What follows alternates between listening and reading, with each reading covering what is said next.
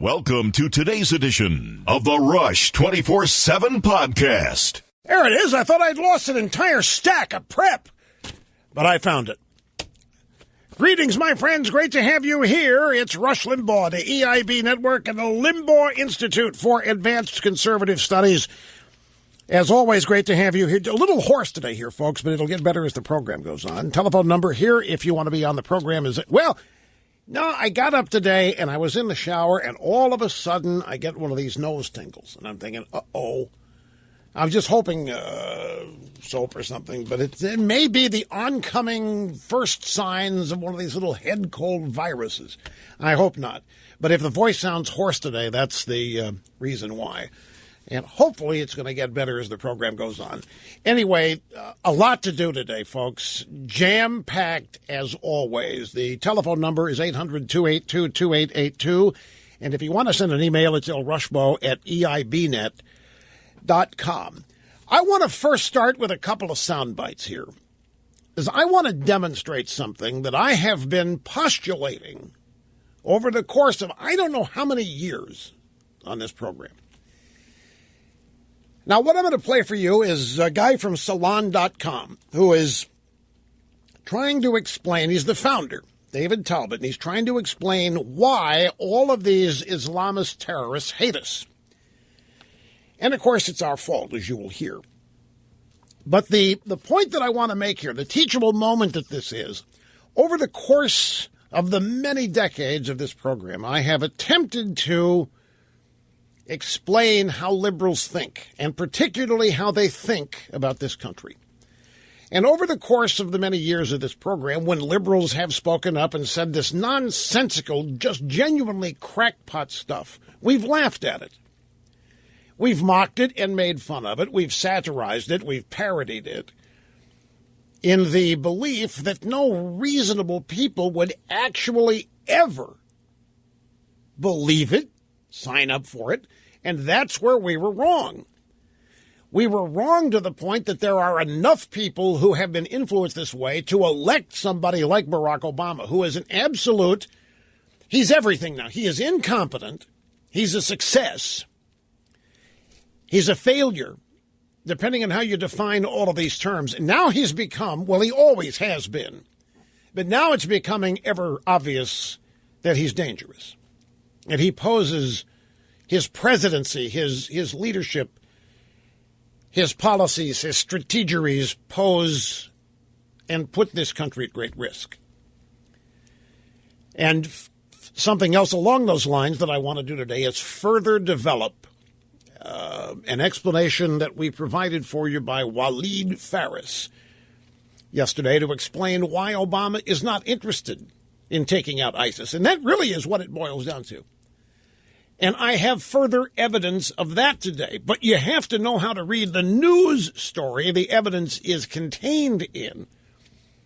I would posit here that the average consumer of news could read the same story I have that contains the proof I'm going to offer you and not see it. And that is another reason why I am where I am here doing what I was born to do and you are out there listening. It's classic, and it once I explain it to you, it will be irrefutable. But let's go first to the audio sound bites here of David Talbot. It was on the Tavis Smiley show on PBS last night. And again, we've made fun of this. We've laughed at it. We've mocked it under the belief that no way would a majority of Americans ever end up actually thinking this. Now we know that the reason these opinions are out there is this is what is being taught. This is what has been taught on campus in the American Academy, institutions of supposed higher learning for decades. So here's the question. Salon.com founder and author David Talbot got a new book called The Biography of CIA Director Allen Dulles. It's called The Devil's Chessboard, the book is. And talking about the terror attacks in Paris, Tavis Smiley says France is in a state of emergency, which means for the next 3 months, the police basically have carte blanche for the next 3 months while they try to sort the attack out. That's their decision, and they're entitled to that. There are questions about civil liberties, etc. But what are the parallels you see, Mr. Talbot, between the text of your book and what is happening today. The question the media keeps asking once again is, why do they hate us? This is the backstory for why they hate us. Years of torture, of assassination, of overthrowing democratically elected governments in the Middle East, like Mossadeg's government in Iran. There's deep roots to this hatred and this bitterness. And as I say, it didn't begin after 9/11. Torture, extraordinary rendition, CIA black sites, mass surveillance of citizens, assassinations. This began not just after 9/11, but during the Cold War. There's an arrogance that is deeply rooted, I think, in American policy and American history that we're paying the price for to this day. So you see, this is a standard bearer for left-wing thinking, foundersalat.com. And you see, we are to blame. We are the problem in the world.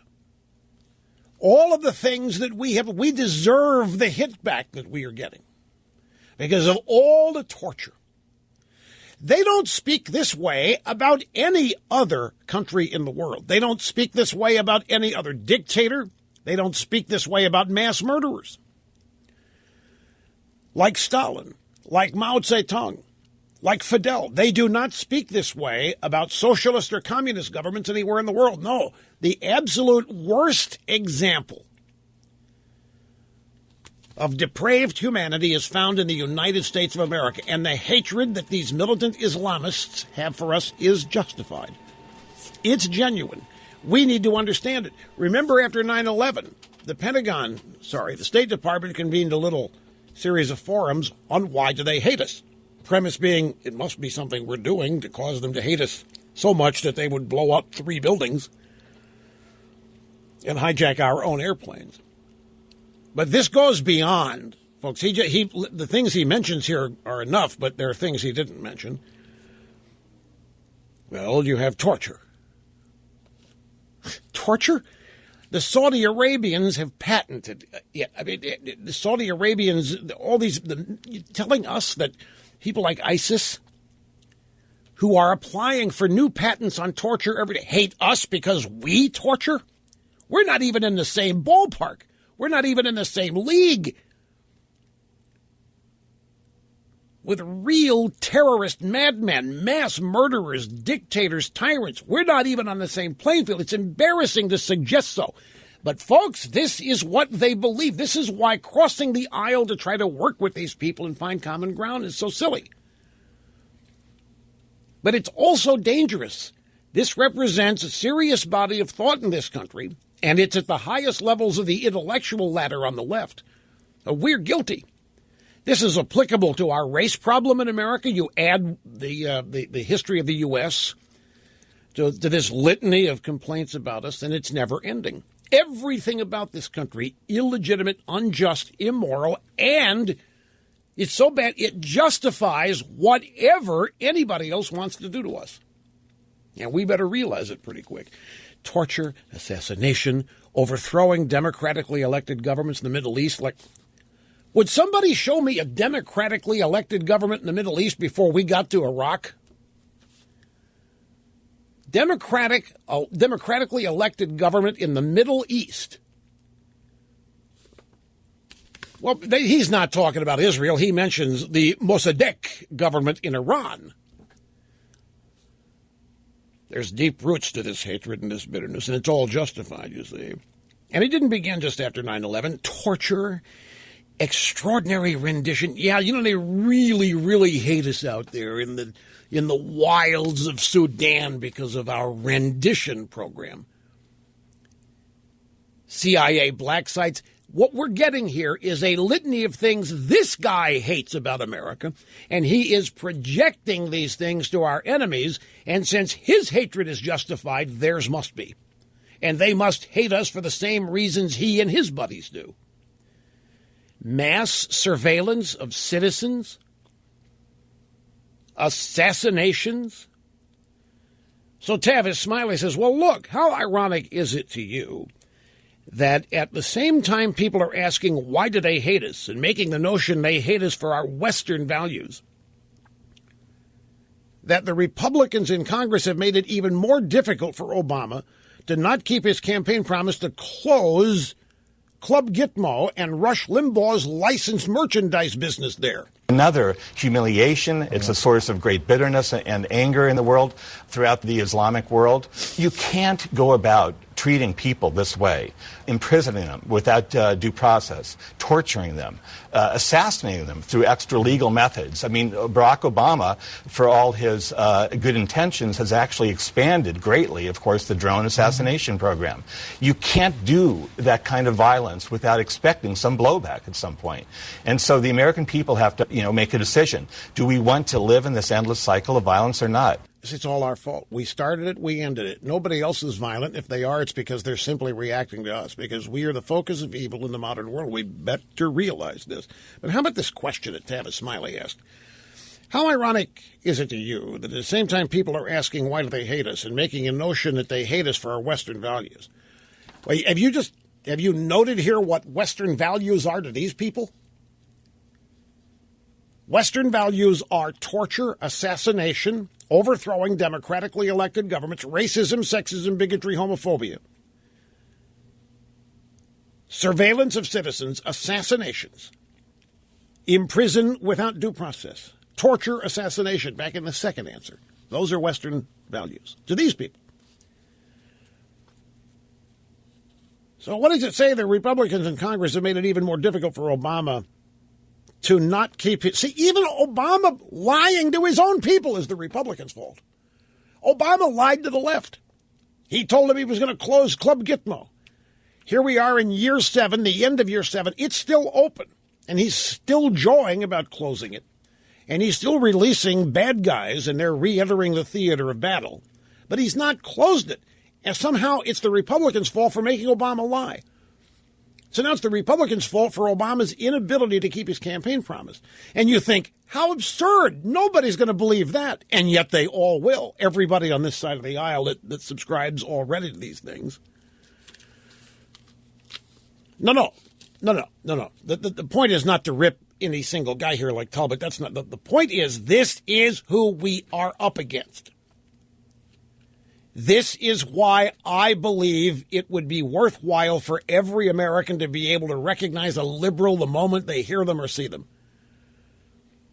I don't believe most Americans believe their country is this mean-spirited, this evil, this extreme, this...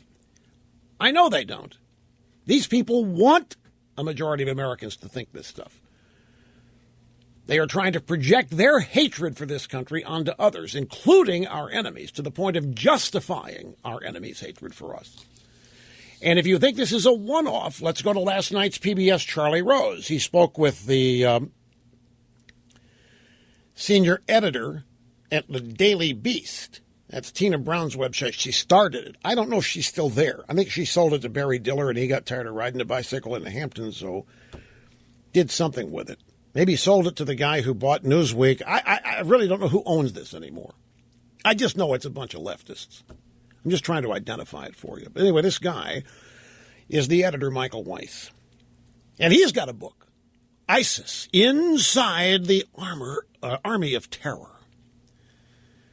And Charlie Rose, who, reputed to be the super primo, sophisticated modern American journalist, says to Michael Weiss about ISIS, are they just killers? Are they just killers? Now, wait till you hear this. They run a city administration in Al-Bab. They collect taxes. They go around and inspect restaurants to make sure that their sanitary standards are being met. They have a social services program, health care. If you're a member of ISIS, you have free health care. You might call it Baghdadi care. They have this hearts and minds strategy. Then they have, of course, the deterrent factor. If you violate their laws, if you're caught smoking cigarettes, if you're caught drinking alcohol, they'll put you in a cage in the center of Al-Bab for 3 days. If they suspect you of being a spy for the coalition or for some foreign power, they'll cut your head off, put it on a stick in the middle of the town, and let it rot and suppurate there for several days. So when we say, why aren't people rising up against the caliphate? It's because they're employing those two strategies, both the carrot and the stick, at a very adept level. ISIS, free health care. His joke about calling it Baghdadi care, because that's the leader's last name, something al-Baghdadi. Well, they collect taxes. They go around, they inspect restaurants, make sure they're sanitary. See, they have regulatory power. Oh, my God, you realize how a liberal loves regulatory powers? So ISIS and go ahead to issue regulations. ISIS can just unilaterally and make sure the restaurants are clean and sanitary for the protection of the people. They collect taxes. If this guy finds out that they tax the rich much greater than they tax the middle class of ISIS, they're going to have an orgasm. They're going to be in love with them so much. Does ISIS have a progressive income tax policy? What does ISIS do about the filthy 1% rich in ISIS? Does everybody in ISIS make the same amount of money? Are they rich? Are they poor? If there are rich ISIS, do they get a higher tax rate?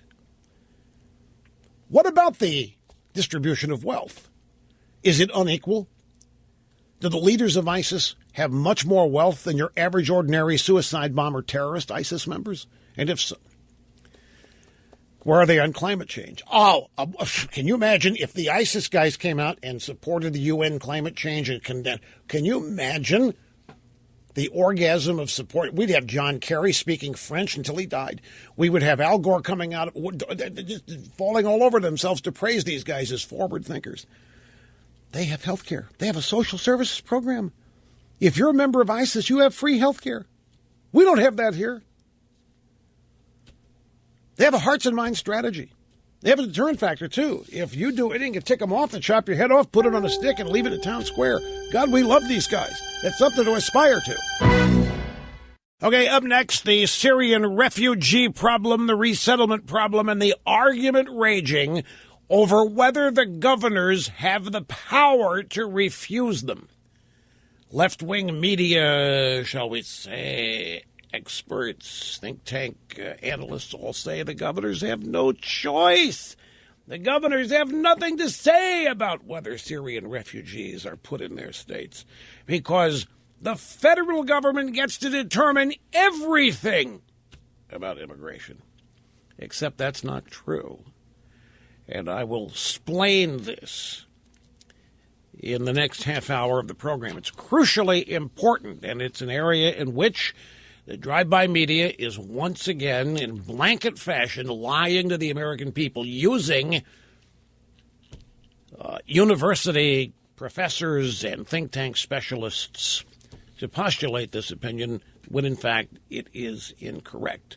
Paul Ryan wants to put a pause on the Syrian refugee program. A press conference today, Capitol Hill in Washington.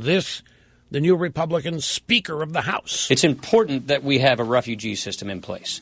We respect that. But we think it's simply prudent that for this particular program, in this particular situation, that we be better guarded against any possible infiltration of ISIS coming through this program. That is why we think it's necessary to have a pause and to have a more comprehensive strategy dealing with guaranteeing that we do not allow ISIS members coming here. Because we can't vet them.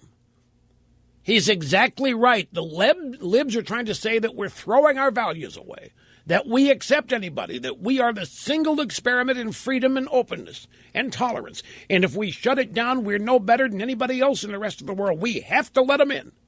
It's absurd what they are saying. Backed up, of course, with a drive-by media. But we can't vet them. We don't know who they are. There's no way to know. Ryan's idea of a pause here makes some sense. Hang in there, be tough. Coming right back. And we're back. Great to have you here. El Rushmo, making the complex understandable. The saga continues. 800-282-2882. So ISIS wants to kill us, and they are justified. ISIS wants to kill us and anybody else part of Western civilization, and to listen to recognized leaders of the American intellectual left, why, they're perfectly justified.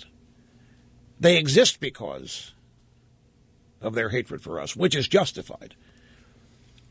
All of the torture, all the assassinations, all the overthrows of democratically elected governments, climate change, racism, sexism, bigotry, homophobia, all of the horrible CIA black sites, rendition, all of these things that we have done, George W. Bush, the Iraq War, all of these things legitimize the hatred for us espoused by ISIS.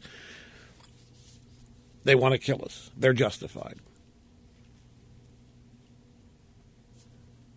Well, what justified the killing of innocent concertgoers in Paris on Friday? What justifies that?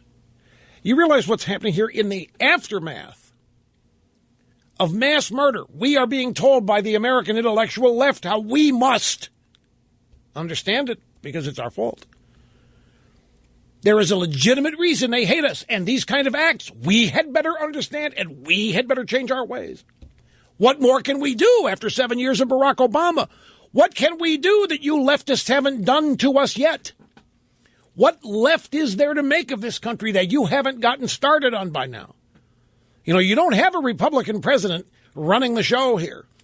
You have your guy. Your guy's running the show, and if the Constitution's in his way, he doesn't care. He does what he wants to do. He implements your agenda. For 7 years, we've had the intellectual left agenda implemented day after day after day after day. And we're told that ISIS killing innocent people is justified because they are justified in hating us. Well, who is us now? Us is Barack Hussein Obama, who yesterday gave one of the most embarrassing, dispiriting speeches a president has ever made. I don't want to talk about winning. I don't want to. Those are old-fashioned. I mean, when I think about winning, I think of Hirohito, being forced to drag himself on that battleship, sign the document. I don't think that way. Barack Hussein Obama, the President of the United States of America, yesterday actually said, what I'm not interested in doing is posing. Geraldo Rivera has another word for it. Geraldo Rivera is out asking, why couldn't the president try to make the American people feel better? Why couldn't the president try to lift up the American people? Talking about this speech. Because Geraldo, he's posing. He's posing as an American leader. What I'm not interested in doing is posing or pursuing some notion of American leadership or American winning or whatever other slogans they come up with that has no relationship to what's actually going to work to protect the American people. So winning and leadership have nothing to do with protecting the American people, and he's not interested in winning. This is embarrassing. It's incompetent. It is Barack Hussein Obama and Michael Weiss and Michael Talbot. These guys say this is why ISIS and Al-Qaeda, throw them all in there, are justified in hating us. They're justified? That's what they're saying. We have to understand their rage, their anger at us is legitimate. That means justified. That must mean that whatever they do acting out their rage is understandable and legitimate and justified. Not interested in winning. American leadership, sloganeering, that's not me. I don't care. I'm not into that. Dangerous. But my point is, all these leftists run around wringing their hands. Oh, my God, they hate us. They hate who? You are running the country. You have corrupted the American campus after campus after campus. You have destroyed the American healthcare system. You have dealt severe blows to the U.S. economy. You, leftists, you Democrats, this country has your fingerprints all over it now, including the misery of even your charges, even your students, even the ambitious and the idealistic who believed all your promises are among the angriest and most miserable Americans. They bought into everything you said would happen if we just implemented their ideas, and yet they're angrier than ever. Blacks think no progress has been made on racism whatsoever. They've been lied to about it. They actually believe it. For some reason, women think there's a war against them. It's absurd what is happening here. The disintegration, the corruption of this country is all on the Democrats. And yet they run around and talk about ISIS despising us as though George Bush is still the president. Listen again to Michael Weiss on Charlie Rose last night, author of ISIS Inside the Army of Terror. And Charlie Rose, look, do they do stuff besides just kill people? I mean, that's his question. Are they just killers? Do they do things besides kill people? What does that question mean, really? What's Charlie looking for here? I mean, is there any redeeming value in these people? Or are they just a bunch of killers, Michael? They run a city administration in Al Bab. They collect taxes.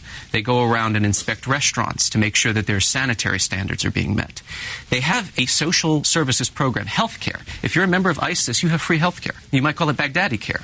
They have this hearts and minds strategy. Then they have, of course, the deterrent factor. If you violate their laws, if you're caught smoking cigarettes, if you're caught drinking alcohol, they'll put you in a cage in the center of Al Bab for 3 days. If they suspect you of being a spy for the coalition or for some foreign power, they'll cut your head off, put it on a stick in the middle of the town, and let it rot and suppurate there for several days. So when we say, why aren't people rising up against the caliphate? It's because they're employing those two strategies, both the carrot and the stick, at a very adept level. See, this guy, half of this comment is praising ISIS. Oh, they got health care. They collect taxes, probably tax the rich more than the others. They have regulatory bodies. They regulate and inspect restaurants. You couldn't make this up. But then why don't people rise up against them? Well, he didn't say, why don't people rise up? Because if they rise up, they're murdered. No, so they don't rise up against them because they got what they want. They got restaurant regulation. They got sanitary food. They have health care. They have societal benefits. They collect taxes. These ISIS guys do it all. And then if that doesn't buy loyalty, they chop off their heads. I wonder what Mr. Weiss would say in this not-so-veiled attempt. Mr. Snerdley, as you listen to this, would you say this is quasi-praising ISIS? I mean, it sure sounds like it to me. What? Well, I know. It's a balanced look. You see, this is what moderate means. This is balance. This is the ability to be mature enough to understand. This is Hillary's smart power, yes. We must endeavor to empathize with our enemies and get to know them and understand what things they bring to the table and have to offer. And in this way, we exercise smart power. And in this way, we cut down on the acts of violence. So it's a balanced view. And so I wonder, when these guys figure out that ISIS runs on oil, I wonder what that's going to do to their opinion of them. You don't think it would matter? Well, that's probably true. They would say ISIS really wouldn't like to. They don't like being funded by oil. But they've got no choice. That's what they have, and so they're using it. But I'm sure, yeah, they've given the choice, they certainly would not be using oil. That's you're right. That's how they would defend the claim that ISIS is funded by oil. It's just like, well, wait till Obama finds out what happened. You realize, gee, he couldn't possibly have known this was going to happen. Take whatever happens in Obamacare, whatever. Wait till Obama finds out, say the leftists. Man, it's really going to be hell to pay then. Well, this is ever so true. Oil is their resource, and we've been stealing it. And Trump wants to steal even more. See how this works? Trump either wants to blow up their primary source of funding, and when you blow up anybody's source of funding, you really anger a leftist, because funding is like magic. And if ISIS's primary source of funding is oil, and Trump wants to blow up the oil fields, that's bad. That's very bad. And see, they deserve to be able to run on oil. They get an exemption for causing climate change because we have stolen their oil in the past. We've stolen everything. That's why they're so poor and backwards. We've stolen everything. We'd steal the pyramids if we could find a way to get them here. And when we do, we will. I like to ask these yokels, is ISIS justified trying to take over Europe? I mean, that's really where ISIS is focusing now. Many Western European nations clearly are Western civilization type countries. Some are socialist democracies, some are not, varying degrees, but they're all under assault. Are they justified? Is Germany just as guilty as the U.S. because they're an ally or on their own? Except Germany was allied with the militant Islamist Nazis were. Throw them out. How about Denmark? How about the UK? How about Belgium, which is where this latest cell plotted? Try. By the way, you want to look at the headline of this story. This is from NBC News. ISIS has help desk for terrorists staffed around the clock. There is a customer service line that ISIS terrorists can call if they need help with hacking or other criminal services. NBC News has learned that ISIS is using a web-savvy new tactic to expand its global operational footprint, a 24-hour jihadi help desk to help its foot soldiers spread its message worldwide, recruit followers, and launch more attacks on foreign soil. Counterterrorism analysts affiliated with the U.S. Army tell NBC News that ISIS has a help desk manned by 6 senior operatives around the clock. It was established with the express purpose of helping would-be jihadists use encryption and other secure communications in order to evade detection by law enforcement and intelligence sources. I mean, boiled down, what this means is it's just been discovered that ISIS operates an around-the-clock technical help desk, customer service, if you will, where would-be jihadists can expert advice on encryption, bomb-making, and launching terror attacks. It's like a one-stop shop. What if you have a bombing question? Press 1. If you want to torture and kidnap, press 2. Don't know how it manifests itself, but it's in praise of. It's, man, look at these guys. Don't talk 7th century to me. These guys have a jihadi help desk. They've got customer service line for would-be attackers out there. Anyway, to the phones. I want to get a phone call in the first hour. Megan, Citrus Heights, California, near my adopted hometown of Sacramento. How are you doing, Megan? I'm doing great, Rush, and I want to tell you, you're always right, and I love listening to you. Well, I appreciate it. Thank you very much. Very, very astute you are. Well, you know, my question is, with all the ISIS going on and Paris bombing, I know there's 27 states that are not letting refugees in. What I don't understand, why the other states aren't participating. What is it going to take for people to wake up and realize... Have you heard, does the name John Hickenlooper mean anything? Does it ring a bell to you? Not really. Well, he's the governor of Colorado. I listen all the time to learn. Well, he's the governor of Colorado. Nickname is Puff Puff. Okay. And this guy has said, hey, to all of you states that don't want these Syrian refugees, we'll take them. Hickenlooper has said, bring them into Colorado. These 27 states that don't want them, we'll take them. But it's madness, Rush. You know, I look at my child, if you don't mind me saying, I'm a single parent, and I look at my child. He is 15 months old. Can't they see this is not anything to even do in our state between Democrat and Republican? It's about the world. ISIS is power-hungry madmen that doesn't care if you're Democrat, or Republican. All they care about is you're an infidel or if you're Christian, and they want to kill you. So at the end of the day, it does not matter. Well, as we just explained, the problem that we have, one of the many, is that there are many ranking Democrats and intellectual leftists who believe ISIS is justified in their actions because of the way we have conquered and abused and stolen and corrupted and overtaken the world. We have created this hatred. It's justified. Now, this, folks, there is an argument raging out there, and it's raging in many places on constitutional grounds over exactly what Megan is talking about here. And the argument is you've had these governors, many of them Republican, who have said no to the federal government. You want to bring in Syrian refugees? We don't want them. We don't want them here. A bunch of leftist intellectuals and professors have said the states are powerless. The states can't tell the federal government what to do here. Federal government totally in charge of immigration, and they tell you, look at Arizona. Arizona tried to come up with their own immigration laws, and the feds shot them down. The court shot them down because immigration is a total 100% federal job. But it isn't.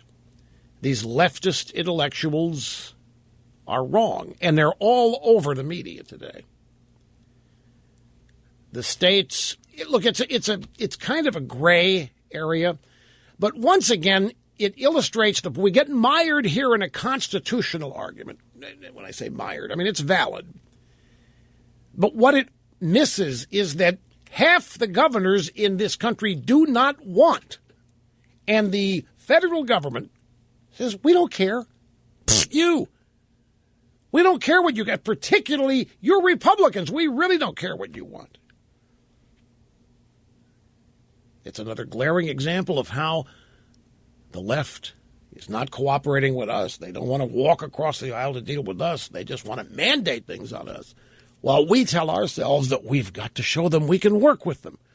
But anyway, there are many more details to this that I will squeeze in at the top of the monologue segment of the next busy broadcast hour. Headline on a related story. Obama Congress heading for budget showdown over Syrian refugees. I'll tell you where this is headed.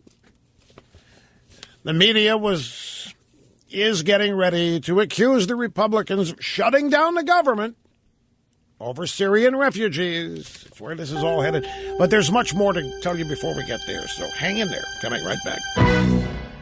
The views expressed by the host on this program rivet the nation.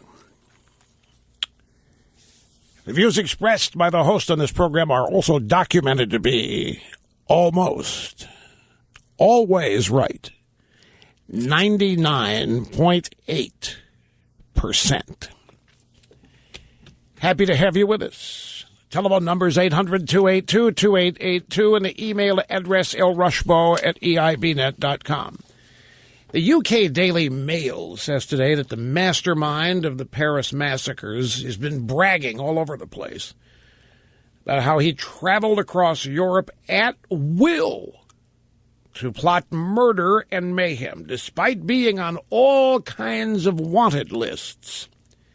Abdelhamid Abaoud has shuttled between Syria and Europe, exploiting the migrant crisis on European Union borders. The 27-year-old has been able to plan 2 atrocities and brainwash hundreds of young men to join the Islamic State, including his 13-year-old brother. In fact, he's recruited 2 brothers that he has known since childhood to carry out Friday's murder, or murders of 129 people. He was even featured. Do you know that ISIS has a magazine? They do. They have it's called a propaganda magazine called Dabiq, D-A-B-I-Q, and they brag in their propaganda magazine. They're bragging about this guy being able to get into any country he wants despite being on border lists, despite being from Syria. Nobody stopped him. He's been able to go wherever he wants to go. He's bragging about it. And his name is Abdelhamid, that's one name. Abaoud is his last name. Okay, this subject of the Syrian refugees in the United States. I read a story this morning. I can't remember the source. The upshot of it is that in the very recent period of time, say some years, and maybe just a few months, there are thousands of Syrian refugees that have been admitted into the country, and only 53 of them, not 53%, only 53 total of the tens of thousands are Christian. The rest are Islamist. As Ben Carson says, Ben Carson says, I'm waiting for the media to figure out what the first I in ISIS stands for. Islamic. You know, the media's out there, but these are not. No. This is not Islam. This is not Muslim. This is not. No. These are not religious people. It's a weird ideology. By the way, that happens to have some truth to it. But the religion is an ideology. But they're trying to say, don't confuse this with Islam. Islam is a religion of peace. These guys are just militant ideologues. Well, they named themselves the Islamic State. Anyway, the argument raging is what to do with these refugees. And the left just seems eager as they can be. Once again, to everybody else, in utter defiance of common sense. They say it is the maximum expression of the American experiment. And what do they say the American experiment is? The American experiment is the only experiment. This is the way they describe the founding of the country, by the way, as it suits their purposes. Here we have this lone experiment in the world of human freedom. And as such, we must be open to one and all. We must be tolerant of everything. Otherwise, we are not being true to who we are. We are not being true to our values. And this is what Obama means, by the way. This is my opinion. I'm not quoting leftists here. When you hear Obama constantly refer to, this is not who we are. This is not what America is. He is using the same definitions that these leftist intellectuals are hyping. That this is an experiment. It's an ongoing experiment. America is an ongoing experiment, and the results are not in yet. We are still in the test phase, and we are being really tested now. And we're not America if we don't let anybody in who wants to come in, whether they're coming from the southern border, whether they are terrorists or whether they are just poor, whether they're uneducated, it doesn't matter. America means if you're oppressed, if you're starving, if you're thirsty, anywhere in the world, you can come here. That's what America is. And any limits on that are not who we are. Any limits on that violate this great American experiment of freedom. Now, that is one of the most half-baked explanations and definitions of America I've ever heard. It is totally absent any concern for American sovereignty. It is totally absent any concern of American national security. And the reason it is because, remember, undergirding this whole experiment, thinking of theirs, is that we are owed a lot of payback, folks. I've played the sound bites for you today. I played those sound bites to prove to you that when I tell you who these people are, I'm being truthful. This is who they are. This is what they think. The sound bites I played today from two prominent libs prove it. We're guilty. And so when there are refugees all over the world, this Syrian refugee thing, it just happened. You know, Bernie Sanders says it's because of climate change. It's hot where these people live, and they're trying to escape to at least where there's some ice to put in their water. They're just broiling out there, and climate change is making them move north. And we must accept them.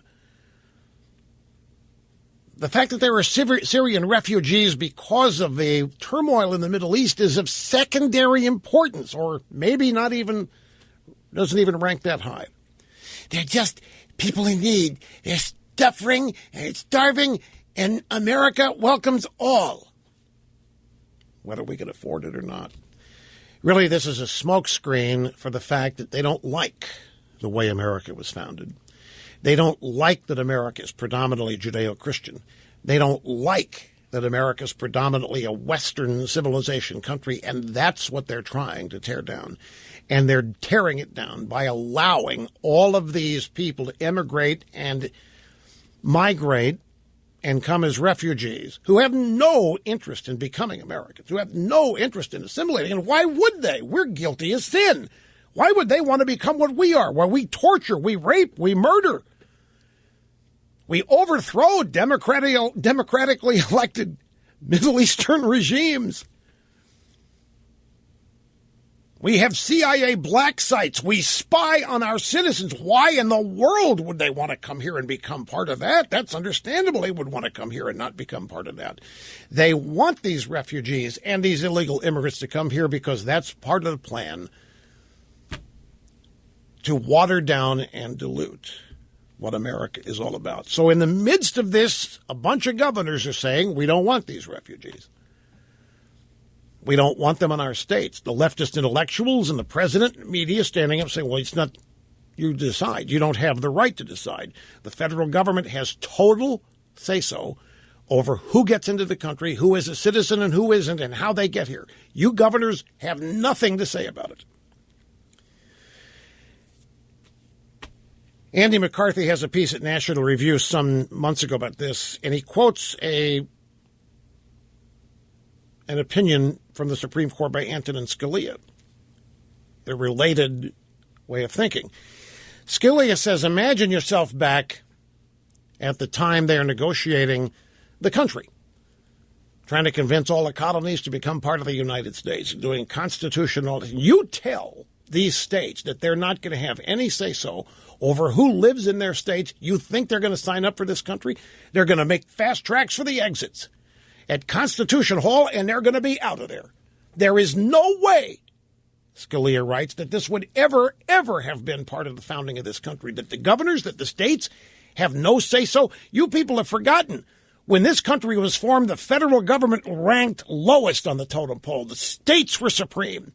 The founders of this country were scared to death of centralized government. They had spent their lives fighting it, escaping it, and establishing a new country that de-emphasized a federal government and promoted individual liberty and freedom and states and state sovereignty. It's the concept called federalism.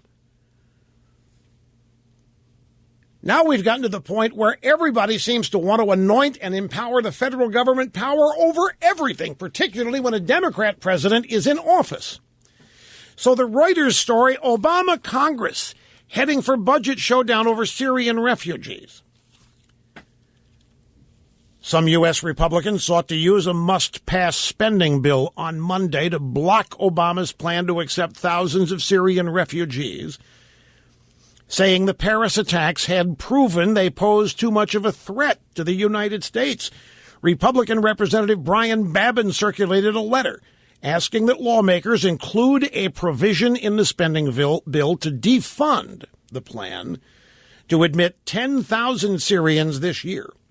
He said the terrorist attack in Paris by militant Islamists is a loud, clanging alarm bell to Congress and the American people, warning us why we must block Obama's reckless and foolish plan. Speaker of the House Paul Ryan just this morning said they're working on legislation that would create a pause in all of this. But all Obama has to do, I fear, all Obama has to do is threaten to veto this spending bill to which they're attaching the limit on Syrian refugees. All he's got to do is threaten to veto it, which will shut down the government, and the Republicans will give in. Well, they have up to now. Whenever a presidential veto in a spending bill might result in a shutdown of the government, who caves? But back to the constitutionality of this. I mentioned Andy McCarthy earlier, who has written extensively on this. Well, first, let me set it up with a couple of more news stories that would help make this make more sense. L.A. Times, momentum builds among states to reject Syrian refugees after Paris attacks. They go on to describe how Islamophobic the Republicans are and how racist this is and how unlike and un-American this is to limit these dire people in need who are suffering and starving. And who the hell do we think we are to tell them they have no refuge here? Who do these Republicans think they are? And then a number of intellectuals are cited, think tank specialists, in which it is said that the states have no say-so over this. If Obama wants these refugees in, if the federal government wants them in, the states have to take them.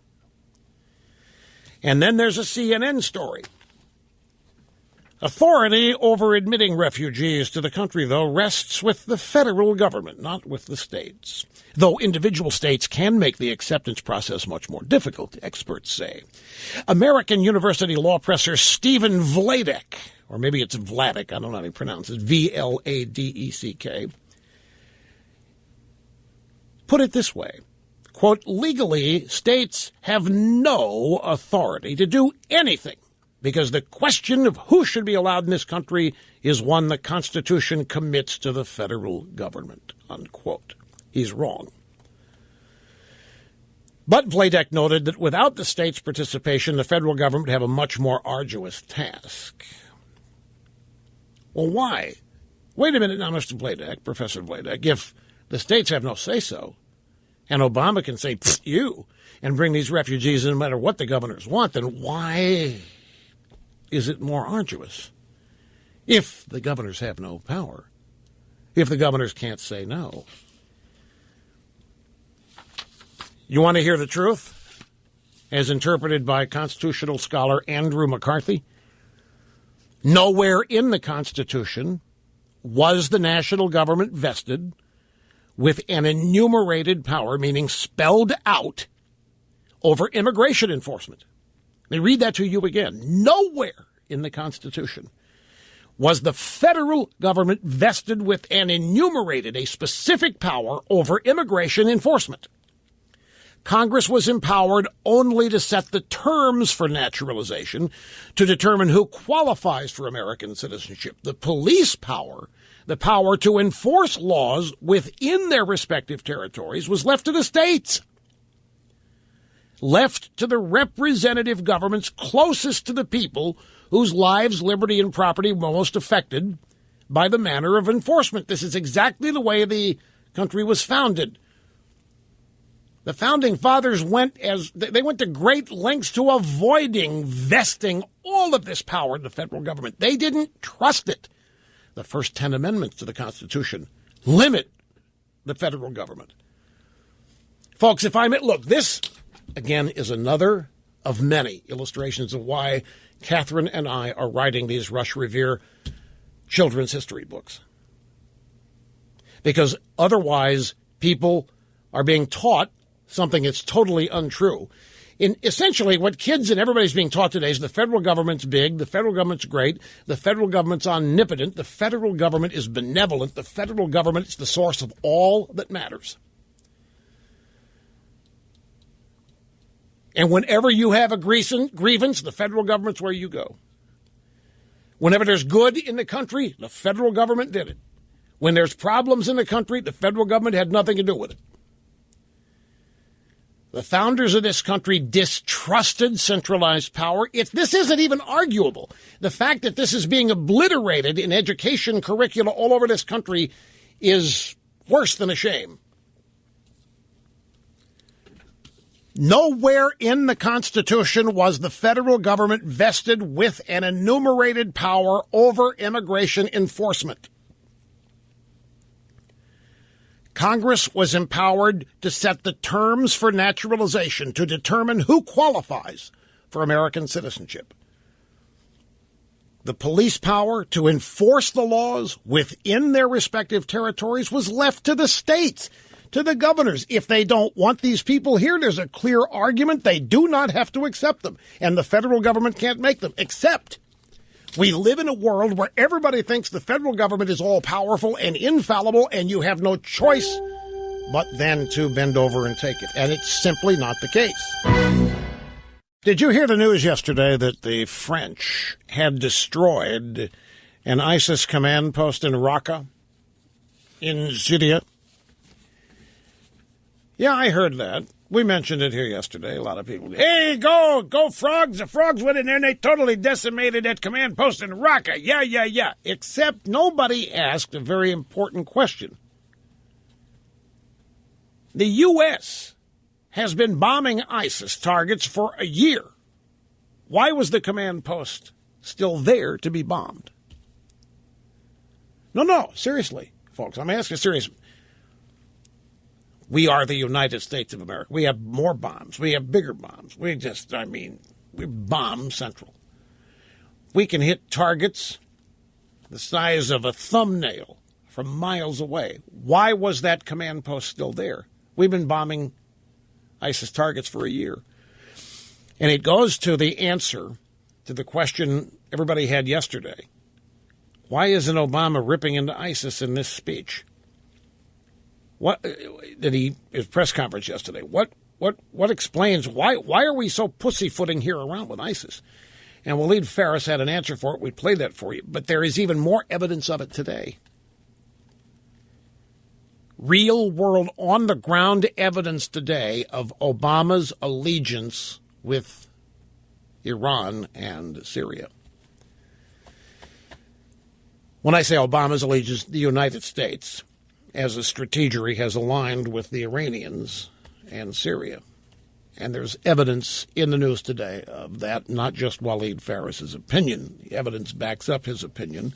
And I'll get to that. Plus, we're going to get to phone calls when we get back because people have been on so long. Hang on. And back to the phones we go to Patty. Patty in Bellevue, Florida. Great to have you here. Welcome. Hi, how are you, Rush? Thanks for taking my call. God bless you and God bless America. Thank you. Thank you very much. Listen, I need to preface this by saying I'm a veteran, so I've probably got mental issues. But I'm an angry white woman, and I am sick to death of these flippin' liberals.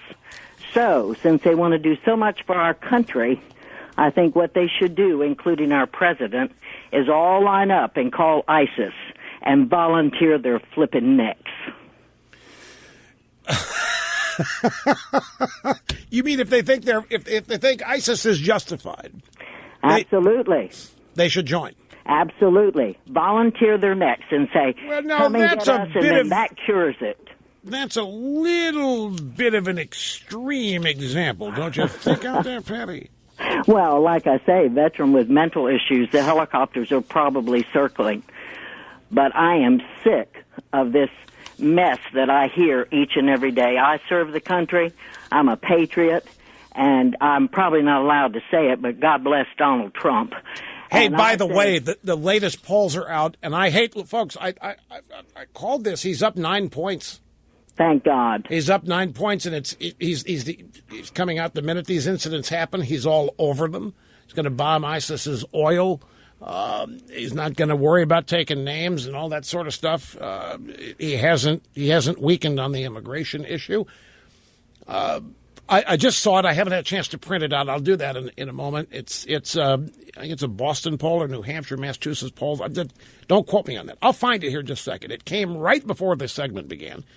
And I just had a chance to look at the headline, Trump up 9. And so I don't know what I don't think that means he's 51. It's 9 in a poll that showed him. But anyway, he's just vaulting over everybody in poll after poll after poll. Well, thank heaven somebody here in America's got some sense. Well, it's I admire independent, creative thought. And you clearly have gone there with your call. All these leftists, the sound bites we've played today, praise. One clarification. I don't want to be misunderstood. They are not praising ISIS for their murderous and terrorist activity. They are saying they understand why. They are humanizing ISIS on the basis of our evil. The United States mistakes, United States transgressions, United States human rights violations, torture and rendition and black sites, just the litany that I constantly share with you, that the liberals believe. All of that is being used to justify, not support, but to justify what ISIS is doing. And then when you have one of these guys coming out, oh, yeah, they've got health care. If you're a member of ISIS, you've got health care. Unsaid is they don't have that here. We don't have health care for everybody. We still have people who don't have ISIS. So ISIS joins Cuba in being better than the U.S. when it comes to health care. And these people are dead serious, folks, is the point that I'm trying to convey. They actually believe, and they act on this, and they teach it. in junior high, in middle school, high school, all the way up into college. They teach this stuff. They think ISIS is great because they have restaurant regulation. They make sure that their restaurants and the food is sanitary, as though we don't. Or maybe we're not a factor there. It's just, hey, these guys are not what you've heard. They're not the total brutes that you've heard. So they do good things for their followers. If you don't follow them, they'll chop your head off and put it on a stick. And even that we're supposed to understand, because it's a brilliant technique to keep people in line. On the one hand, you give them free health care and make sure restaurant food's sanitary. On the other hand, if they diss you, you chop their head off and you put it on a stake in the middle of town, and that's why they keep people in line. And all that mean stuff they do, well, we have to understand it because we are the ones that have ticked them off. This is what they're teaching. I can't repeat this enough. I'm sorry if you people are, we get it, Rush, we get it. Yeah, you do. But this stuff needs to be said over and over again to make an impression on as many as possible.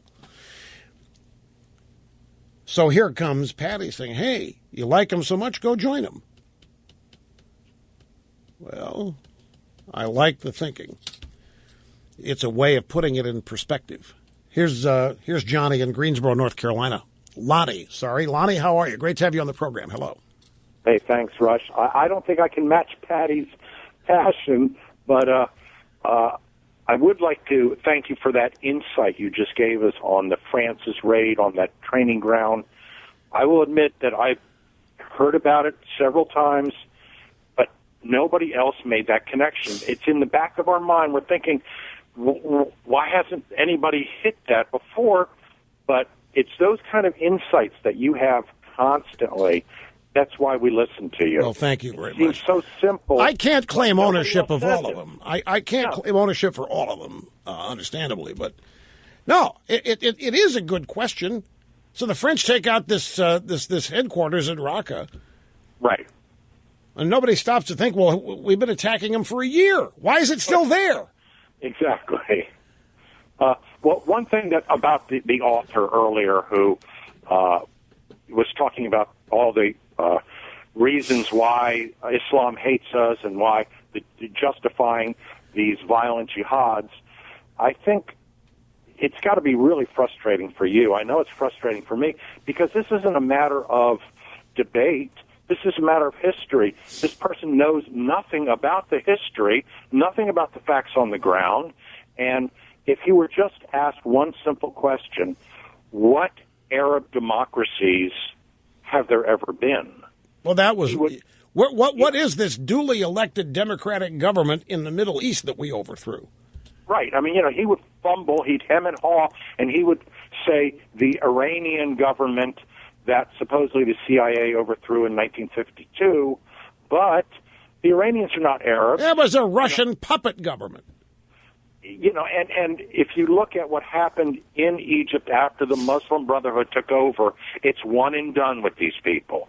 If they ever win an election, that's the only one that I know of in history, then that will be the only one there is. They're going to seize power, they're going to take over, and they know that, they have to know that, but I have a feeling these people are so brainwashed and so ignorant that they really don't. They are believing their own rhetoric. And it's got to be frustrating. No, what's frustrating to me is not them. They are who they are, and they're always going to be, and they always have been. In fact, I've always argued there should be a bunch of them around as displays in museums and so forth. A little glass cage where a couple liberals live, so we never forget who they are or what they believe. But the problem I have is that they're teachers. They are professors. They are regurgitating this stuff in the form of propaganda. They are literally polluting and corrupting the minds of American students. America's citizens don't come out of the womb thinking this stuff, and they don't go to kindergarten thinking this stuff. They may be close, depending on their parents, but this stuff is all taught, this anti-Americanism, this hatred, this biased and distorted view I mean, the very idea that we overthrow democratically elected government anywhere. I mean, we don't even do that here. We're the premier democratically elected government in the country. We've never overthrown ourselves. We've never not had an election. You know, I remember, Mr. Snerdley, you remember back in the early days of this program, the focus of evil in the modern world was Augusto Pinochet. They hated Pinochet. And the fact that we overthrew Pinochet, they loved. They hated Pinochet. Well, it's depending on where you live. It's Pinochet, you got to be careful the way you pronounce it. But I can remember during the course of this program, all this anti-CIA criticism was supposedly overthrowing duly elected governments in Central America and in South America and so forth, and the Church Committee. There's just been a raging hatred for this country that's irrational and not borne out in any fact. And meanwhile, we have an absolute, pure, 100% terrorist regime which cares not for duly elected anything. They care not for sovereign anything. They care not for free anybody, overthrowing, mass murdering, what have you, and they are offered the excuse. They are exempted from criticism. Precisely because it allows these leftists to further their agenda that it's all our fault. But again, the real thing to point out is all of this criticism of America is happening after 7 years of Barack Hussein, who was going to welcome in their utopia. You know, if I were them in a way, I'd be mad too. 7 years uninterrupted, 7 years essentially unopposed to implement this utopia. 7 years unstopped to do everything in your power to prove that the previous 230 years were bogus. 7 years to fix all the things that were wrong. 7 years to get rid of racism. 7 years to get rid of slavery. 7 years to get rid of bigotry. 7 years to get rid of all these horrible things. And after those 7 years, the very people who thought they were going to get all this wonderful stuff are angrier and more outraged, miserable, and unhappy than ever. Do these people not realize that by justifying ISIS on the basis that we are the bad guys, they're indicting their own president? They're indicting the policies and the regime of Barack Hussein. There aren't any Republican fingerprints on any of this. That's why they always have to find a way to worm their way back to Iraq and George W. Bush, which they do. And here's a dirty little secret about the Syrian refugees. Do you know what the voting tendencies of Muslim Americans is? Would you believe me if I told you that the statistics are that 80% of believers in Islam vote Democrat? You'd believe it. Okay, so would it make sense to you knowing that all of these Democrats can't wait for all of these Syrian Muslim refugees to settle in America? We're not talking about going through citizenship. We're talking about granting them refugee status. So you couple that with illegal immigration and the voting characteristics of that group of people demographically, and you can see that all of this is about the furtherance of the Democrat Party agenda, and to hell with whatever it means to the country at large. Okay, this next is eye-opening. It's Loretta Lynch, the Attorney General, testifying before the House Judiciary Committee on Department of Justice oversight. So it's oversight hearings. Randy Forbes, Republican, Virginia, says, look, Madam Attorney General, making it clear any list that targets a city or state in the U.S., if you bring terrorists from Guantanamo Bay, wouldn't it be reasonable to conclude that can enhance that city's ability to be one of those targeted lists? This is about closing Club Gitmo. This is about relocating Gitmo prisoners in American cities. And the congressman's asking her, Well, look, any list that targets a city or state in the U.S., if you put a Gitmo terrorist there, would it be reasonable to conclude that that could enhance the city's ability to be one of the targets? And we're talking about terrorist prisoners. We're going to release them. We're going to send them to, say, City A. He's asking, doesn't that even make that city a bigger target since we're actually putting a terrorist prisoner in it? I think there are any number of factors. Would you not agree that that would be a factor that would enhance that ability? I think there are any number of factors. Would that be a factor? There are any number of factors. But you would disagree that that would be one of those many number of factors? Congressman, I don't agree or disagree. I'm not going to tell you anything, Congressman. You can babble up here all you want. I'm going to tell you there are a lot of factors. So Forbes then said, so you as the Attorney General, you do not have an opinion on whether or not bringing terrorists from Club Gitmo and locating them in a city or state would have any capability at all of putting that city on a hit list, say, for ISIS. You don't have an opinion on that? Congressman, I think there are any number of factors. I'm asking you, would that be one of those factors? I believe I've indicated there'd be any number. No, you've indicated you wouldn't answer the question. And Madam Attorney General, I think that's atrocious that you don't even have an opinion of that. Oh, she's got an opinion on it, Congressman. She's just not going to tell you. What she's telling you, Congressman, it doesn't matter. We're doing this politically. We're getting this place shut down because Obama promised his voters. We got an election coming up. The Democrat base expects that place to be closed. We're closing it. Well, what about the impact on terrorism in the locations you're going to put these? I don't have any number of factors. She's got a pat.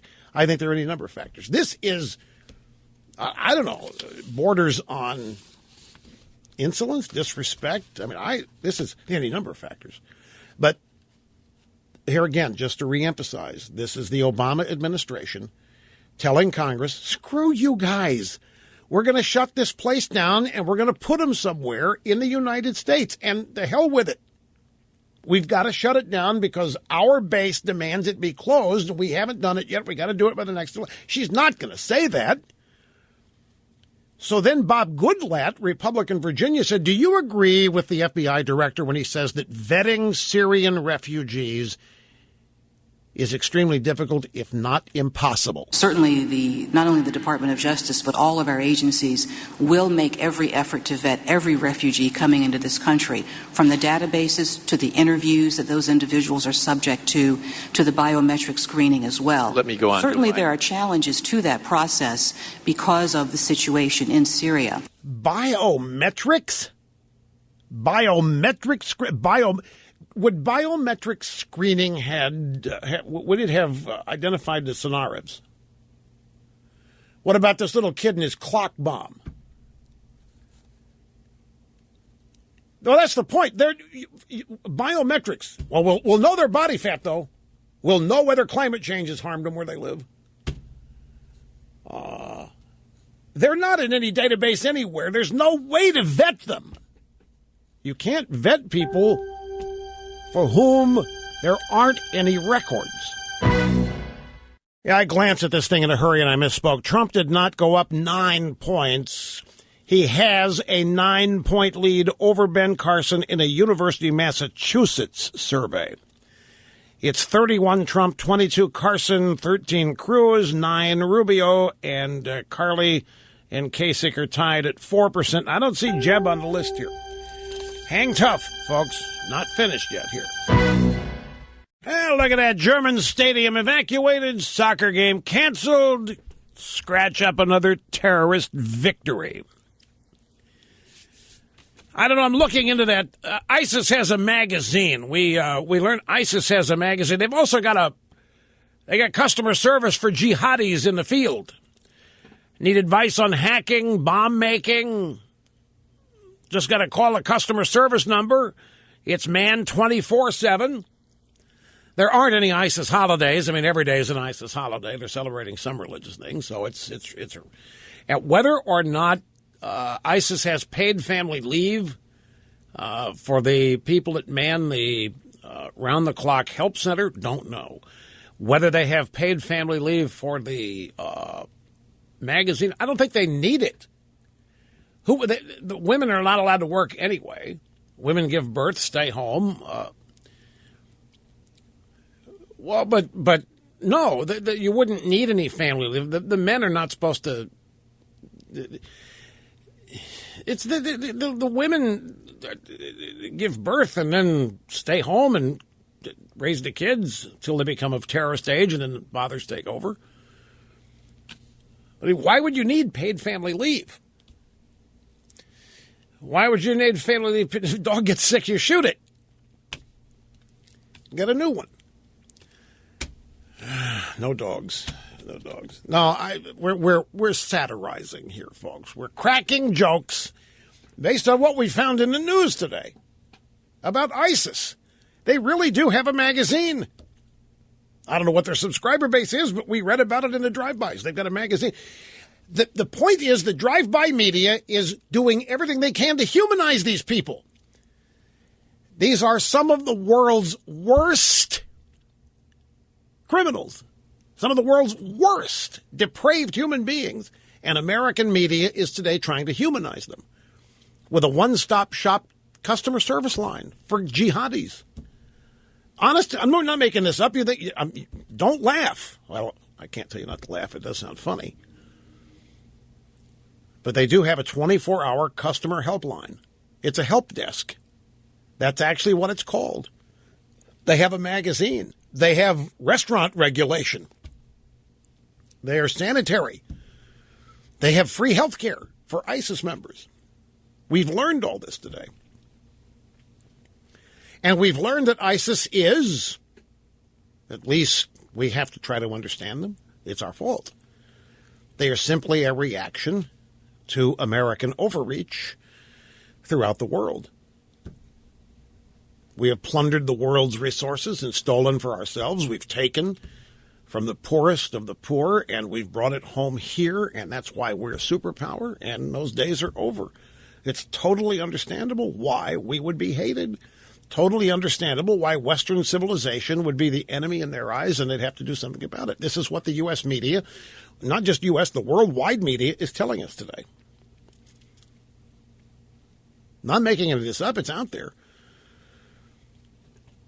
There's a hacking group called Anonymous. They're a loose base connection of hackers.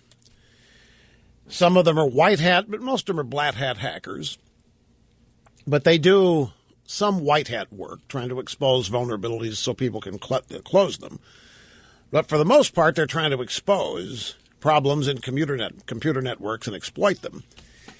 And they have thrown down against ISIS. Do you realize this anonymous hacker group has had more provocative language toward ISIS than Barack Obama has? They declared cyber war. Anonymous has declared cyber war on ISIS after the Paris attacks on Friday.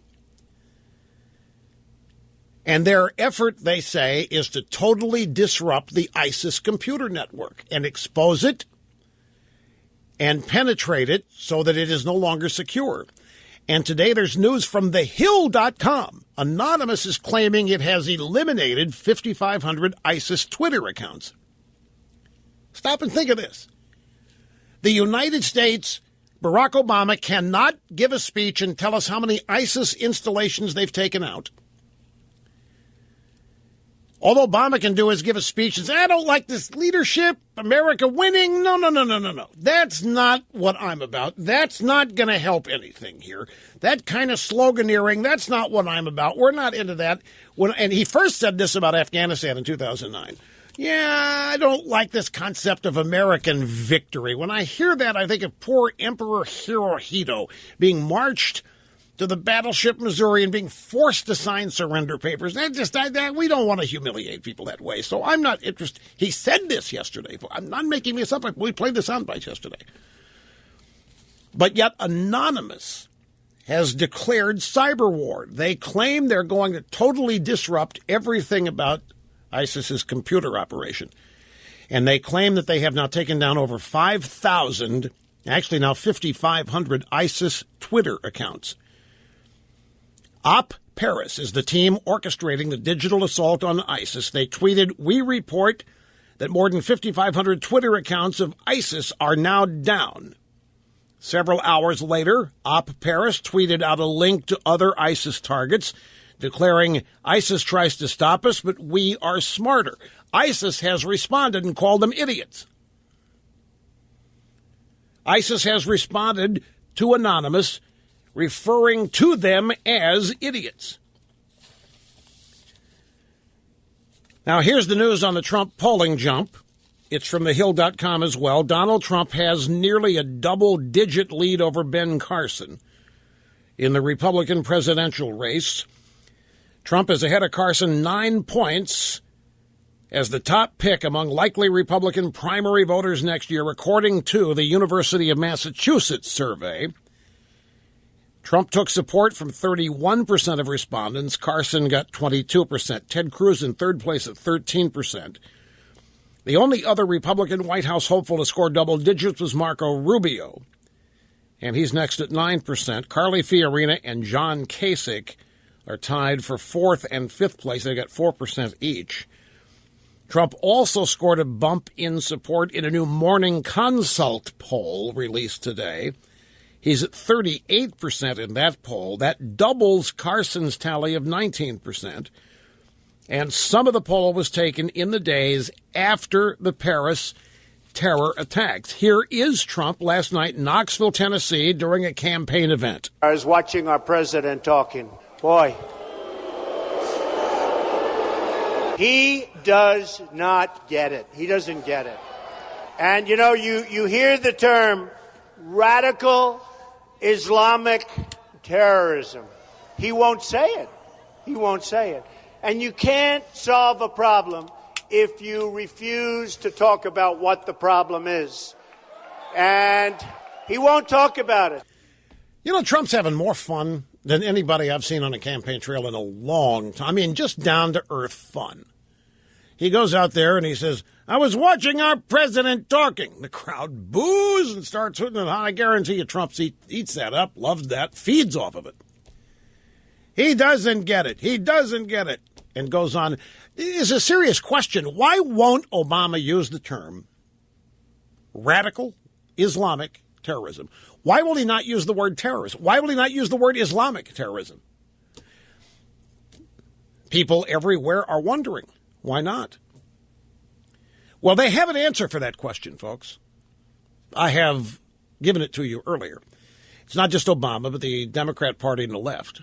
They say that this is not part. That ISIS, Al-Qaeda, none of these people, none of these terrorists are actually part of the religion of peace, which is Islam. They're just calling themselves Islamists, but they're not. They are nothing but warmongering ideologues, but they have no connection to real Islam. They have nothing to do with the religion of Islam, and so we are not going to give them the pleasure of calling them Islamic terrorists. Obama hasn't specifically said that, but other leading liberal elites and Democrats have. And that's their out for it, that this is not part of the religion. These are a bunch of rigid ideologues. Now, the rejoinder to that is, au contraire, Islam is an ideology and a religion. It's both combined. But anyway, that's the answer.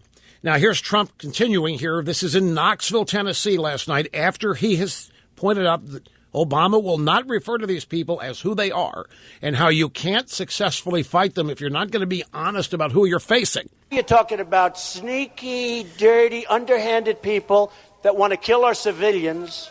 They want to go after our civilians. They want to kill not only our civilians, all over the world. And it's going to be stopped. It's going to be stopped. Somebody criticized me the other day because they asked me what I do, and I said, I'm going to bomb the out of them. It's true. I don't care. I don't care. They've got to be stopped. They've got to be stopped, and I'm going to bomb the hell out of them. I'm going to bomb their oil. That's the source of their money. And then he said, and this ought to make every college student just warm and cuddly all over, Trump said he's going to build a big, beautiful safe zone. What I like is build a safe zone. It's here. Build a big, beautiful safe zone. And they'll be happier. They'll be there. And the weather's the same. When it's all over, they move back the weather. A friend of mine lives in Minnesota, and he calls me and says, can you imagine it's 130 degrees in Syria, and now they want to send some up to Minnesota where it's 30 degrees. But these people are going to be very, very unhappy. It's cold. Well, but Bernie Sanders says they're fleeing. But it's not 130 degrees in Syria. You might hit 130 degrees some of the desert areas like a day or two. But that's another thing, folks. I have seen this too. There are stories out there bubbling up that the Middle East is approaching the point, and we're very near it, where human habitation is impossible because of the rising heat. It is getting so hot in areas of the Middle East that it will soon not be possible for humanity to survive there. I guess they are going to shut down the air conditioning. But that is effervescing. That's bubbling up out there. And Bernie Sanders at the Democrat debate was perfectly honest, and he was not trying to be funny. He doesn't know how to be. He literally said all of this is happening because of climate change. It's getting so hot, the terrorists are fleeing, citizens are fleeing because they need to get where it's cooler. They can't handle the heat anymore. Therefore, climate change is the number one issue facing the world today. That if there were no climate change, there wouldn't be any terrorism. Now, another question born of my common sense. And this goes back to the explanation I gave you in the last hour, how leftists today are describing America as they advocate for us welcoming and accepting any illegal immigrant or refugee from wherever, that the United States is this lone experiment in the world in freedom and democracy and tolerance and acceptance, civil rights and all that. And as such, we have to be open to any and all who want to come. If we're not, the American experiment is failing. We can't ask any questions. If they want to come here because they are fleeing oppression of any kind anywhere else, it's not to us to say no. If we do, we are betraying our founding. The lone human experiment in freedom and tolerance is the United States of America. That's how they explain the founding of the country. So, essentially, we have to bring, let's stick with the Syrians now since they are in the news, we have to bring the Syrians here to test our experiment in democracy. Because apparently you can't find the kind of freedom and tolerance and openness and whatever else anywhere in the world but here. So they have to come here. But for 8 years of the Iraq War, these are the same people who mocked, scolded, made fun of, ridiculed the idea of bringing democracy to the Middle East. Whatever you think of it, it was George Bush's, one of his motivations. George Bush really wanted to act out his belief that all human beings are created with a commonality, a yearning to be free, that we're all alike in that regard, that it's part of our creation, that we yearn to be free, not controlled, not live under dictatorships and so forth. He wanted to use Iraq as an experiment, bring democracy, freedom, elections, and prove that even in the Middle East, people are the same. He was laughed at, ridiculed, made fun, even by people on our side. They said, well, it sounds noble, but it's a lousy reason for war. Even people on our side said so. But Bush did believe it. Bush still does believe it. The point is, he was ridiculed and laughed out of the White House for it. And what did the critics on the left say? Well, you're crazy. Those dumb people over there, they never, democracy, freedom, they don't know anything but dictators like Saddam. It's silly. It's stupid. You can't export freedom like that. You can't impose freedom on people. Remember that one? They laughed at the whole concept of people having free and open elections in the Middle East. They laughed at the idea that people in the Middle East wanted to be free. And yet, that's the American experiment. So now they flip. Apparently, these people in the Middle East only want freedom and democracy in America. They don't want it in their own countries. They don't like it in their own countries. Now, not only do they want freedom and democracy after us being told for 8 years it was impossible for them in Iraq, but now they're mad because we're denying it to them. Would somebody help me to understand this simply commonsensical terms? For 8 years we were told it's a stupid proposition. Freedom, democracy, Middle East, Bush is an idiot. The people over there, they're not capable of it. Even after the Soviet Union fell, American leftists said, you can't give those people freedom. They've lived under the yoke all these years. They don't want freedom. They want to continue to live under big government. All of a sudden, they want to access the experiment of freedom in America, but only in America. We can't do the experiment where they live. They don't want it there. Why? Tell me why. Meeting and surpassing all audience expectations every day. Your guiding light, the all-knowing, all-caring, all-sensing, all-feeling, all-concerned, all-everything Maharishi here at the Limbaugh Institute. By the way, if the United States is such a flawed place, as the leftists have said, we've aired their sound bites today, so much racism and so much bigotry and so much torture and so many violations of human rights and civil rights. Why the hell do these refugees want to come here in the first place?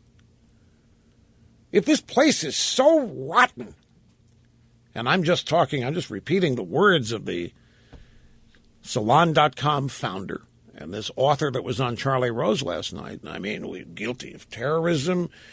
We torture, Abu Ghraib. We take pictures of them while we're torturing them, and we abuse them, and we have violated human rights and civil rights, and we're so homophobic and so forth. Why do these refugees want to come to this horrible reprobate place? Now, also yesterday, Waleed Faris. In fact, he's in the soundbite roster today, too. I'll tell you what I'm going to do. After the upcoming break, we're going to replay his answer about why Obama took the positions he took yesterday in his press conference speech in Turkey, refusing to identify ISIS, not just refusing, Obama rejecting the concept of American victory, saying, I'm not interested in this America winning or the slogan of American leadership. That doesn't advance anything. It's not what I'm about.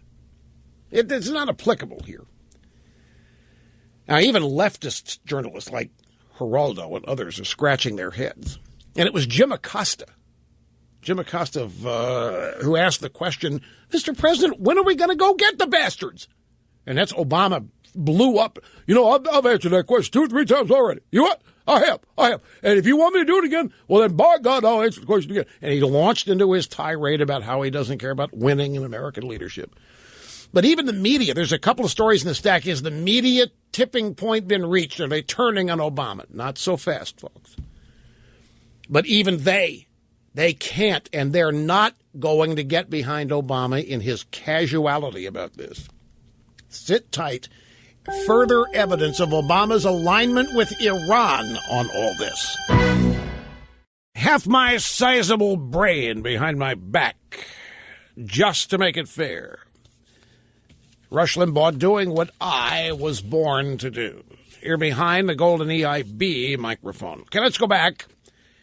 Yesterday, just shortly after 11 o'clock on the Fox News Channel, Waleed Faris guested. He's a Middle East expert. He's an analyst for Fox News. He's a professor at the National Defense University. And he was asked by co-host John Scott, Waleed, why can't we take him out, meaning ISIS? This is after Obama's speech where everybody is scratching their heads incredulous over how non-committal and unaffected by the attack on Friday night Obama appeared to be. Waleed, why can't we take ISIS out? Actually, we can, and actually we should, but the president has a different strategy. He's getting a lot of pressure by the Iranians. Otherwise, he should have long time ago allied himself, partnered with Arab moderate forces such as Saudi Arabia, Jordan, Egypt, UAE. They are fighting terrorism very much and very well in Yemen, in Sinai, in Libya, elsewhere. But the reason that he's not going to these moderate Arab forces and asking them on the ground to be boots on the ground is because the Iranians are pressuring him, because the Syrian regime is pressuring him. They don't want those areas, those Sunni areas, to be liberated by Sunni moderates because they won't have access to them. That's the bottom line of it.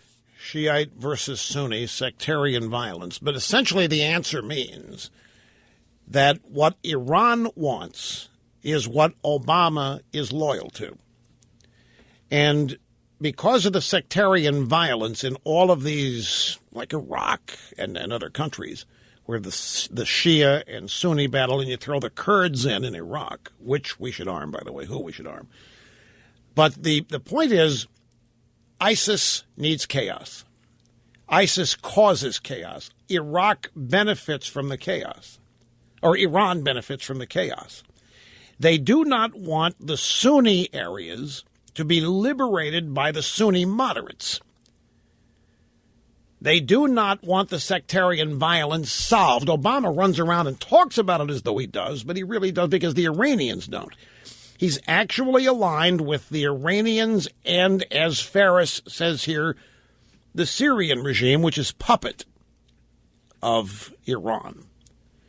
And they are pressuring him. Now, if you're saying, come on, Rush, that doesn't make any sense. Well, ask yourself, why in the world did Obama single-handedly lift the sanctions on Iran, which provided them $150 billion that was frozen, for them to upgrade their civilian airline, to fund further terrorist activity? Why has Obama singularly been focused on making sure that Iran can have a nuclear weapon in 10 years or whenever? It's not, Waleed Faris is exactly right, but I have a story here with evidence that makes him right. It's not just his opinion. And the story comes from the Washington Free Beacon, and here's the headline. But it's the last paragraph of the story that provides the proof. Obama administration weighs partnership with Russia against ISIS. See, Putin's out there, he's going to kick butt. The Obama regime is considering ways to form a closer partnership with Russia against the Islamic State terrorist group, including intelligence and counterterrorism cooperation in the wake of the Paris attacks, according to U.S. officials. John Brennan, the director of the CIA, said that despite significant policy differences between Washington and Moscow on the best method of ending the Syrian conflict, he's continued to engage with Putin's government about how to combat ISIS. U.S. officials have accused Russia of propping up Bashar al-Assad in Syria and targeting U.S.-backed rebels in Syria with airstrikes rather than seeking to eliminate the terrorist group. No accusation needed. The Russians are openly backing Assad against our allies on the ground. So what's the good of partnering with them? We will be further hampered in going after ISIS if we partner with them. Now, all of that is irrelevant to the premise. That's just the first paragraph of the story. The last little note in this story supports the theory of Waleed Faris that Obama's real strategy is to be more on the side of Shiite Iran rather than moderate Sunnis, like those in Syria and Iraq who are fighting ISIS.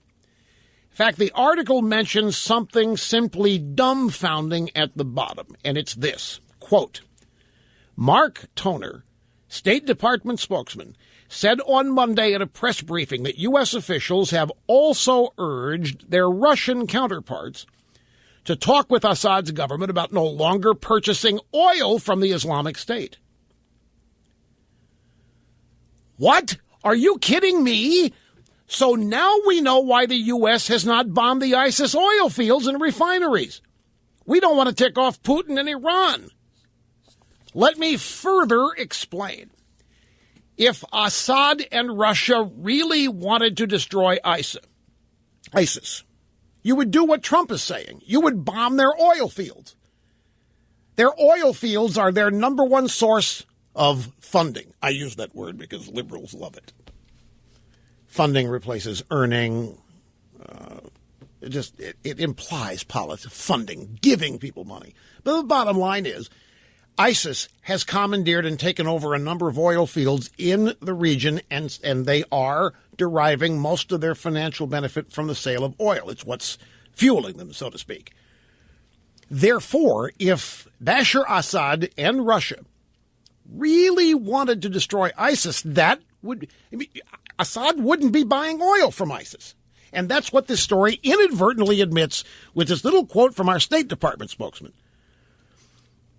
who again said, press briefing, we urged our Russian counterparts to talk with Assad's government about no longer purchasing oil from the Islamic State. So Assad is buying oil from ISIS while we are being told that ISIS is trying to wipe him out? So if Assad and Russia really wanted to destroy ISIS, and if we really wanted to join them in destroying ISIS, we would first tell Assad, you stop buying oil from them, and then we would join forces and take those oil fields out. And they'd be out of money. But that's not happening. Syria is buying oil from ISIS. Bashar Assad is thus funding ISIS. Now, this also explains why the U.S. hasn't blown up those refineries and oil fields that ISIS now controls. Because we don't want to tick off Russia and Iran. It's exactly what Walid Faris said. Obama has strategized that his best alignment here is with Iran in this fight, and Iran is aligned with Syria, which we now know is aligned with ISIS. All of this makes sense.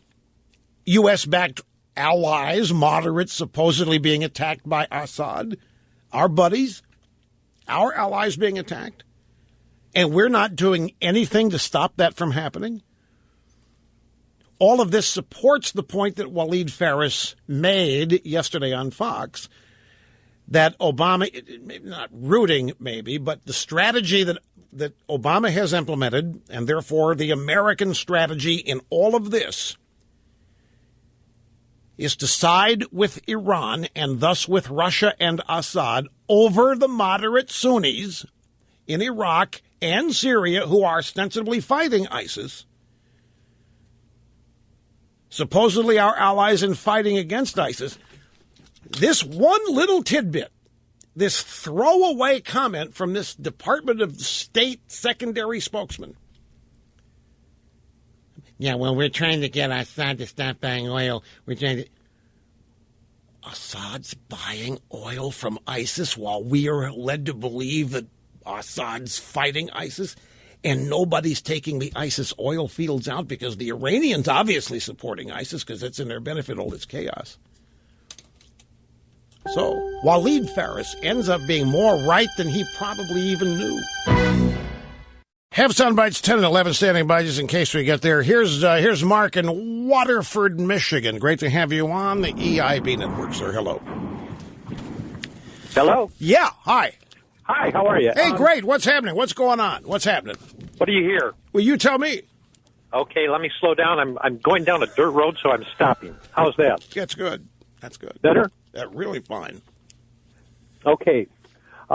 Earlier you were talking about Bernie Sanders blaming global warming on the reason that the Syrians wanted to leave Syria. That's right. And I found that rich with irony, considering the fact that I read an article online this weekend, and I believe it was from Salon or the HuffPo, that interviewed some of the Syrian refugees in Germany, and the refugees from Syria were so dissatisfied with the conditions in Germany, they were complaining because they didn't have TV.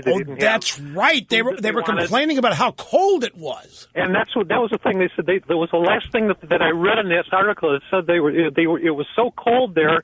If it didn't get warmer, they wanted to go back.